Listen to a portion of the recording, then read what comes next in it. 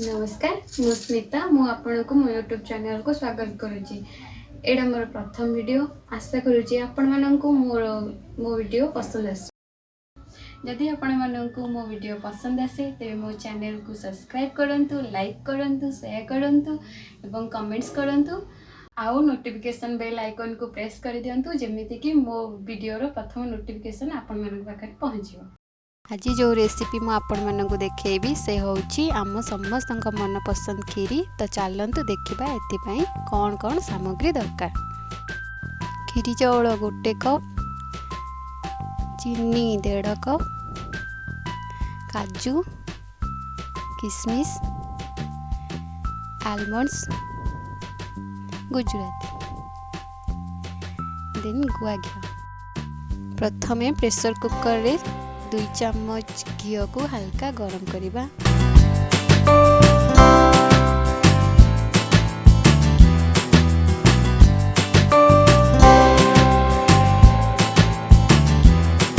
Gas को medium flame रे रखिकी खीरी चाउल को घी रे हल्का ब्राउन कलर हवा जाए भाजीबा।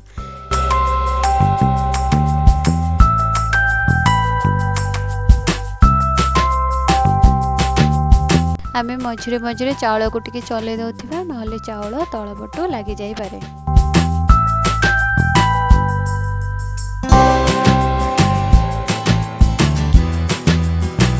देखंतु आम चाउल एथर ब्राउन कलर हे आसलानी। आमे एथिरे एथर 1 ग्लास पानी दबा। मु जेहेतु 1 कप चाउल नेछि सेति पे मु 1 ग्लास पानी यूज करूची।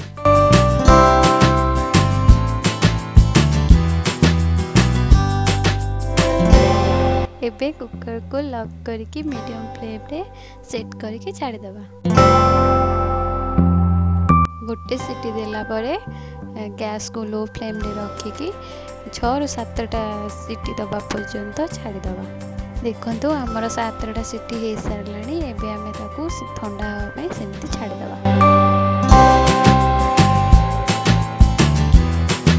देखंतु मु एपटे मो क्षीर बसे देथिली। मो क्षीर गरम हे आसलानी। मु जेहेतु एटी 1 कप चाउल नेछि से हिसाब रे 1 लीटर क्षीर नेछि।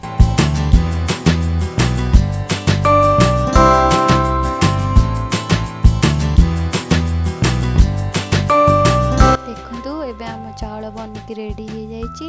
तथापि आमे ताकू चम्मच सहायता रे भल से मिसई दबा जेमिति कि चाउलिया अंश क्षीर रे किछि न रहो। एपटे क्षीर आमर भलसे हो गलानी। आमे से सीझा चाउल को क्षीर रे पकेकी भलसे मिक्स कर दबा।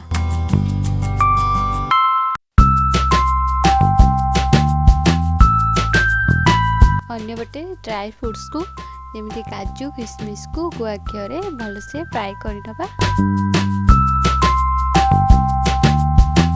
मझिरे मझिरे खीरी को 2 ରୁ 3 मिनिट गैप रे चलाउथिबे नहले खीरीटा तळपटु पोड़ी जाई पारे।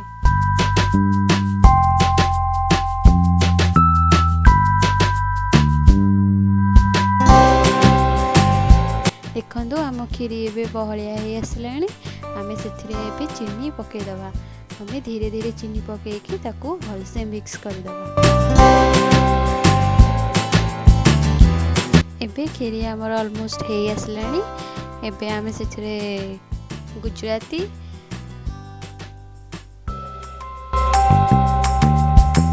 काजू, आलमंड्स,